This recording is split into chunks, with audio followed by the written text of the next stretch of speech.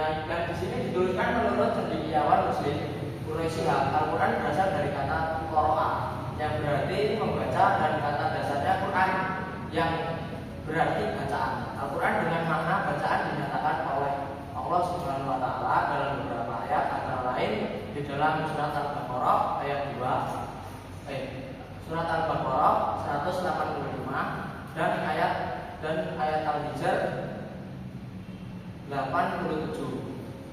Dari pengertian tersebut dapat dipahami bahwa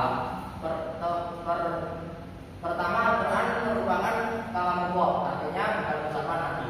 Jadi Al-Quran itu turunnya secara mutawatir, ya bukan dari dan bukan ucapan dari Nabi, malaikat maupun makhluk lainnya, tetapi firman Allah, firman Allah yang diturunkan, yang memberikan jaminan kesempurnaan dan keterbatasan dari kekurangan.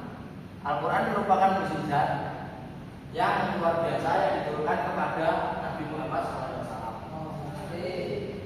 Dari sini berarti Al-Quran kan diturunkan secara mutawatir, artinya riwayat yang disampaikan oleh 3 orang atau lebih yang memiliki kualifikasi terbaik sebagai orang yang berakhlak mulia, sempurna kemampuan hafalannya dan tidak pernah berbohong. Ini yang dinamakan mutawatir. Dan membaca Al-Quran itu merupakan ibadah. Pembacaan Al-Quran itu merupakan ibadah. Nah, membaca Al-Quran menjadi tanda keimanan seseorang. Jika iman seseorang itu semakin tinggi keimanannya, maka orang tersebut itu membaca Al-Quran semakin sering dan bersungguh-sungguh dalam menghayati Al-Quran tersebut. Masuk ke pembahasan yang kedua, nama-nama Al-Quran. Nama-nama Al-Quran yaitu menyebutkan Al-Quran dengan berbagai macam sebutan. Di dalam Al-Quran banyak kita menemukan sebutan itu. Di antara adalah Alkitab atau Alkitabullah. Dapat kita temui di dalam Quran surat Al-Baqarah ayat 2. Dan kita mulai babi dari kami, yang artinya kitab Al-Quran ini tidak ada keraguan padanya, petunjuk bagi mereka yang bertakwa. Jadi ayat Al-Quran ini menjelaskan tentang nama-nama Al-Quran. Nah, sesungguhnya nama Al-Quran itu sudah paten.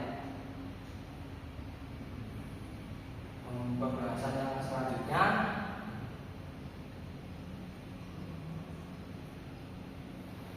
Allah Subhanahu wa taala juga menyebutkan Al-Quran dengan Al-Furqan. Sebutan ini dapat kita temukan dalam Quran surat Al-Furqan ayat 1 yang berbunyi Tabarakal ladzi nazzala al-Furqana 'ala 'abdihi likunna lil 'alamin